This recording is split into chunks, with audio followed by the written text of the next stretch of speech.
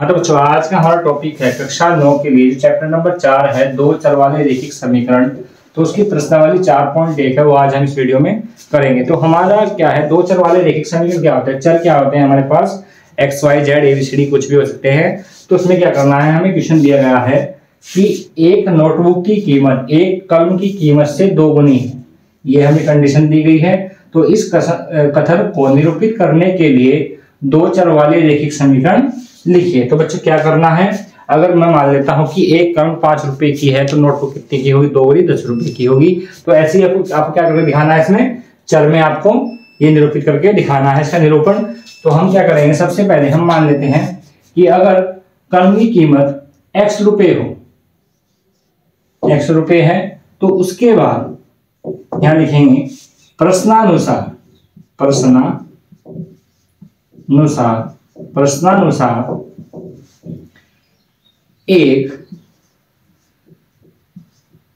एक कलम की कीमत बराबर एक कलम की कीमत बराबर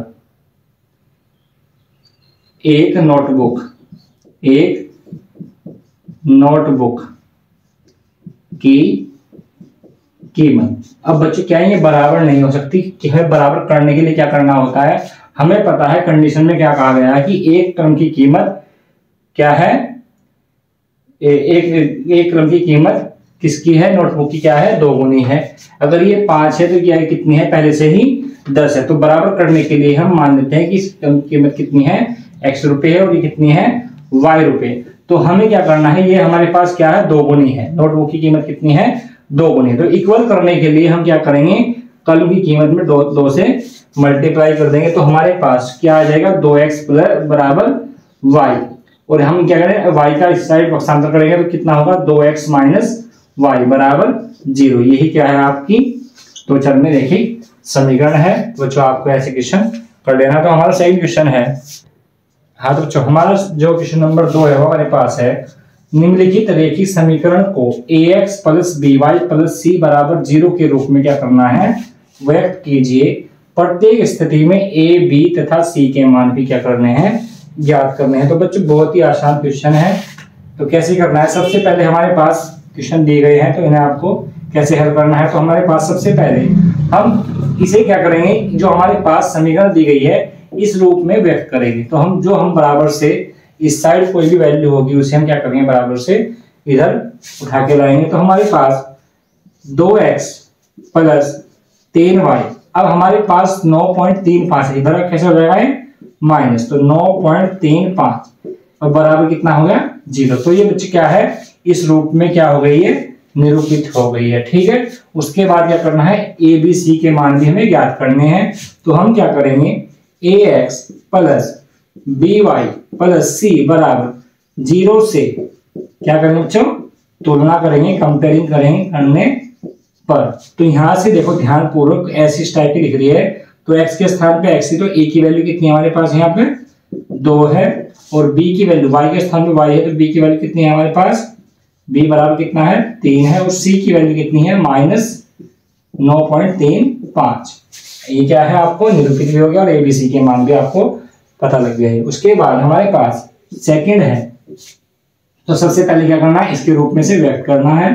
तो 2x प्लस 3y और माइनस 6 बराबर 0, ये आपको क्या करना है, व्यक्त हो गई है। उसके बाद आपको कंपेयरिंग करनी है, तुलना करनी है, ax plus by plus c बराबर 0 से तुलना करने पर। तो a की वैल्यू कितनी होगी, साइन चिन्ह से ही बताना है, -2, और b की वैल्यू कितनी है, 3, और c की वैल्यू कितनी है, -6। तो आपको ऐसे करना है क्वेश्चन।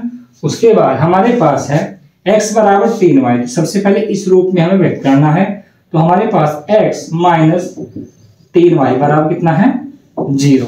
अब जब इसकी कंपेयरिंग करेंगे, तुलना करेंगे, bx प्लस c बराबर 0 से तुलना करेंगे, तो a की वैल्यू जहां पर कुछ नहीं होता वहां पे क्या होता है, 1 होता है। तो a की वैल्यू कितनी है हमारे पास, 1 है, और b की वैल्यू कितनी है हमारे पास, by है यहाँ पे कितने, -3 है। अब c का जो है, c की जो संख्या है वो यहाँ पर नहीं है, मतलब कोस्टेंट नहीं है तो कोस्टेंट नियतांक नहीं है तो क्या होगा, सी की वैल्यू कितनी होगी हमारे पास 0, जो नहीं होता है उसकी वैल्यू कितनी होती है 0 होती है। ठीक है, उसके बाद क्या है हमारे पास, अब 2x माइनस 5y है तो माइनस 5y को इधर लाएंगे तो कितना हो जाएगा प्लस का, तो 5y बराबर 0। ऐसे ही तुलना करेंगे ax plus by plus c बराबर 0 से तुलना करने पर, तो a की वैल्यू कितनी होगी 2 और b की वैल्यू कितनी होगी 5 और c यहाँ पर नहीं है तो क्या होगी 0। ऐसे ही क्या करना है, ये पहले से ही इस रूप में लिख रखा है तो हमें क्या करना है, सीधा डायरेक्ट क्या करना है ax प्लस by, आप ऐसे भी लिख सकते हो अगर कोई पॉइंट नहीं होता है तो 3x प्लस 0y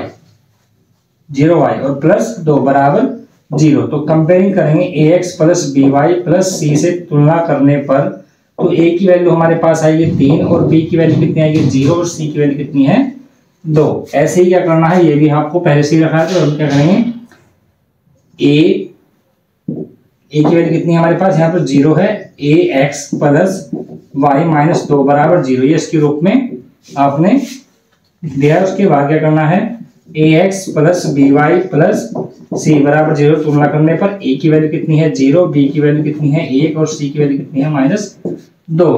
तो बच्चों क्या करना है, आपको इस टाइप से इस क्वेश्चन को कर लेना है। और हमारा जो थर्ड क्वेश्चन है वो हमारे पास है, हाँ तो बच्चों हमारा जो क्वेश्चन नंबर 3 है वो हमारे पास है, निम्नलिखित रैखिक समीकरण को ax plus dy plus c बराबर 0 के रूप में क्या करना है, लिखना है।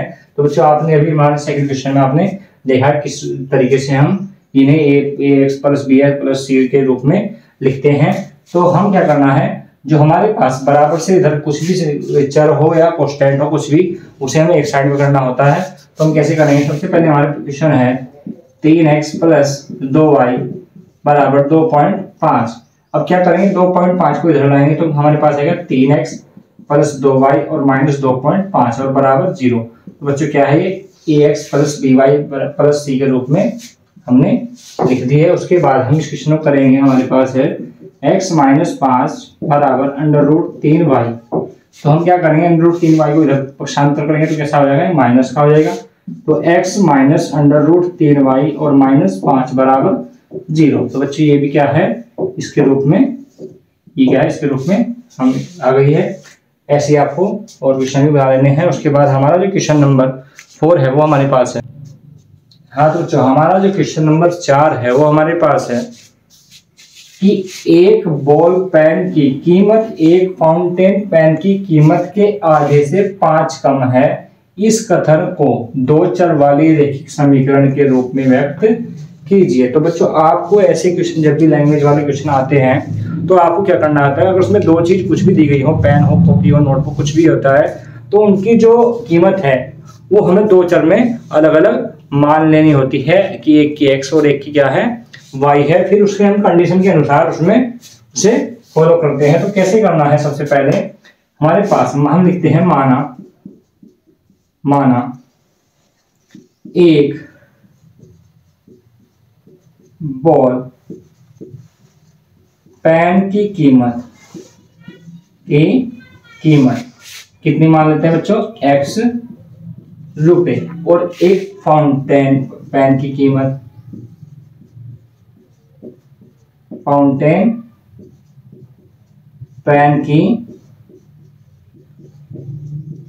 कितनी है, y रुपए है। तो हम क्या करेंगे, प्रश्नानुसार जो उसने प्रश्न में बोला है, तो हम क्या करेंगे, प्रश्नानुसार हमें क्या कहा है कि एक बॉल पेन की कीमत कितनी है हमारे पास, x रुपए है, और फाउंटेन पेन की कीमत कितनी है हमारे पास, y है, के आधे से, फाउंटेन पेन की कीमत के आधे से। तो फाउंटेन की कीमत कितनी है, y है, इसके आधे से कितनी है, 5 कम है, तो -5। तो क्या हो गया, अब ये बराबर हो गया, ठीक है। उसके बाद क्या करना है बच्चों, x माइनस, अब यहां से जो एलसीएम होगा कितना होगा, 2 होगा, तो y माइनस 5 गुण कितने होंगे, 10। अब इसकी क्रॉस मल्टीप्लाई जब होगी, यहाँ कितना आएगा, 2x बराबर y माइनस 10। अब ये क्या होगा, हमें ax plus by plus c के रूप में से लिखना है। तो 2x -y और +10 बराबर 0। तो बच्चों क्या करना है, इस टाइप से इस क्वेश्चन को आपको बना लेना है।